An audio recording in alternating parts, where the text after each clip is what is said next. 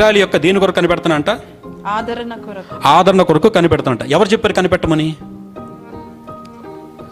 సిమియోనికి Israel ఆదరణ కొరకు కనిపెట్టమని ఎవరు చెప్పారు? It is a prophecy given by the prophets. ఆదరించేవాడు వస్తాడు, మెస్సయ్య వస్తాడు.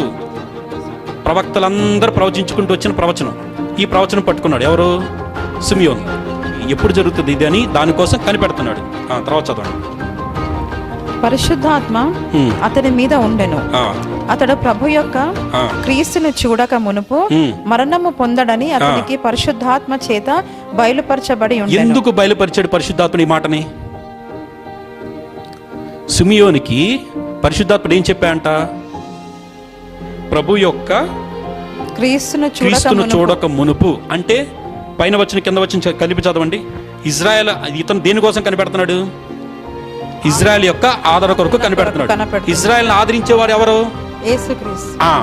అంటే ఆ యేసుక్రీస్తుని చూసేంత వరకు నువ్వు ఆ ప్రవచనం పట్టుకొని ఉన్నావు కాబట్టి, ఆ వాగ్దానం పట్టుకొని ఉన్నావు కాబట్టి, ఆ ప్రవచనం నీలో నెరవేరేంత వరకు నీకేం కలగదంట? ఆ ప్రవచనం పట్టుకొని దానికోసం మీరు ప్రార్థించుకుంటున్నప్పుడు, అది నెరవేరాలని కనిపెట్టుకుంటున్నప్పుడు, అది నెరవేరక ముందు మిమ్మల్ని మరణం కూడా ఏమీ చేయలేదంట. Even death cannot overcome the prophecy given by the Holy Spirit. పరిశుద్ధాత్మ దేవుడు మీకు ఏదైనా ఒక మాట ఇస్తే, పరిశుద్ధాత్మ దేవుడు మీకు ఏదైనా ప్రవచనం ఇస్తే, పరిశుద్ధాత్మ దేవుడు మీకు ఏదైనా వాగ్దానం ఇస్తే, పరిశుద్ధాత్మ దేవుడు మీతో ఏదైనా నిబంధన పెట్టుకుంటే, అది మీ జీవితంలో 100% నెరవేరేంత వరకు మరణము కూడా మిమ్మల్ని ఏమీ చేయలేదు.